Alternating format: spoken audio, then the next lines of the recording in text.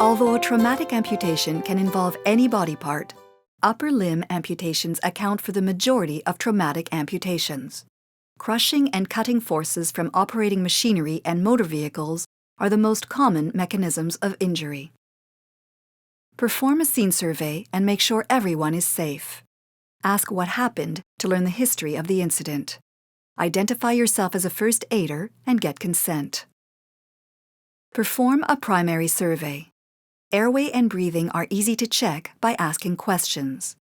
Expose obvious bleeding and assess the injury. Tell the casualty to apply direct pressure over the wound. Make them comfortable. Make sure 911 has been called. As soon as possible, replace the casualty's hand with a pad of dressings and continue applying direct pressure over the wound to control the bleeding. Add dressings as required. Partial amputations should be repositioned and dressings applied. Once bleeding is controlled, check for shock by checking the skin condition and temperature and do a rapid body survey to ensure there are no other serious injuries. The casualty will continue to apply pressure to their injury. As soon as possible, replace the hand pressure over the wound with a bandage. First, check for impaired circulation below the injury. Compare the temperature and color of the fingers on the injured side with the uninjured side. Bandage the dressings in place.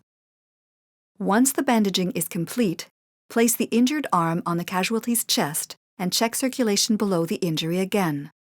If circulation was present before the bandaging and is impaired now, the bandage is too tight and may need to be loosened. It's important to find any amputated parts. There is always a possibility that they can be surgically reattached. As best you can, you need to keep amputated parts cool and clean. Wrap them up with moistened sterile dressings and place them in a plastic bag. Place that in another bag with some ice if available. Most importantly, send the amputated parts with the casualty to medical care. If an ambulance is coming, give ongoing casualty care until handover to medical help. Give first aid for shock.